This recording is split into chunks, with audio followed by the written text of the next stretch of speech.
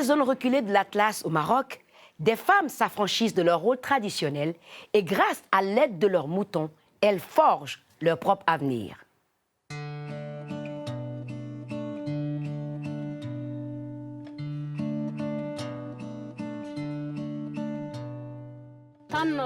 Je me lève vers 6h30, 7h tous les matins.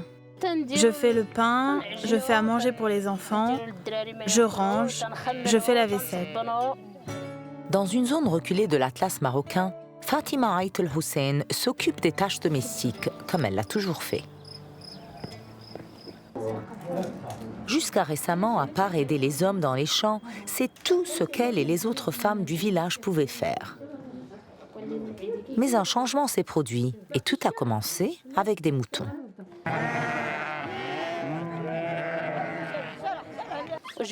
Nous avons acheté 54 moutons et chaque femme en a pris 2.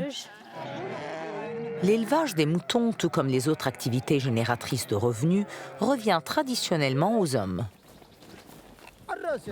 Mais grâce à un système de microfinancement établi par le gouvernement marocain et le Fonds des Nations Unies pour le développement agricole, FIDA, les femmes ont pu emprunter de l'argent pour acheter leur propre bétail et générer leurs propres revenus. Depuis le lancement en 2008, les troupeaux et les revenus se sont multipliés. Nous en avons vendu 500, sans compter ceux qu'on a gardés pour nous.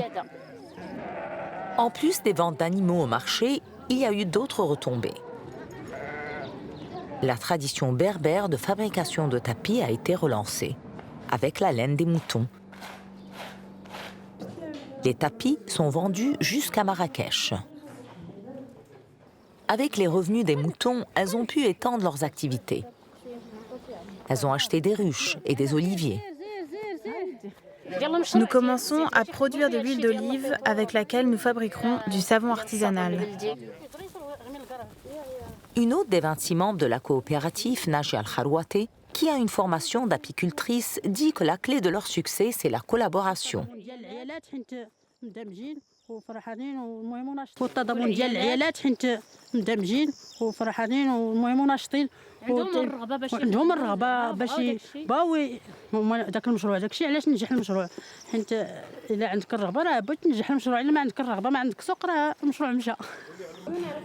Et revenir en arrière, selon Fatima, c'est exclu. Nous, les femmes, nous pouvons aller au souk pour acheter des cadeaux et du matériel scolaire pour nos enfants. S'ils sont malades, nous pouvons leur acheter des médicaments. Et grâce à Dieu, nous ne sommes plus obligés de quémander, de demander de l'argent à nos maris pour subvenir à nos besoins. Nous sommes indépendantes. Toutes ces activités ont permis une augmentation de 60% des revenus des ménages, ce qui ne passe pas inaperçu chez les maris. Ce n'est pas comme avant. À l'époque, quand l'homme était le seul pourvoyeur, il fallait emprunter pour acheter des vêtements pour nos enfants.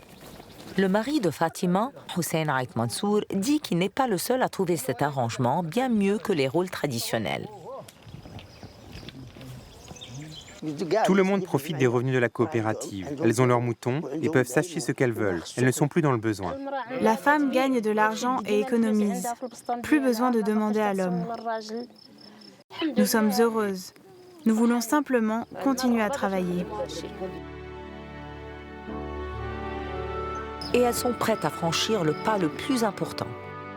Dans quelques semaines, elles vont commencer les cours d'alphabétisation pour atteindre leurs objectifs commerciaux, mais aussi pour ouvrir la voie à toutes les femmes de la région qui veulent prendre en main leur destin.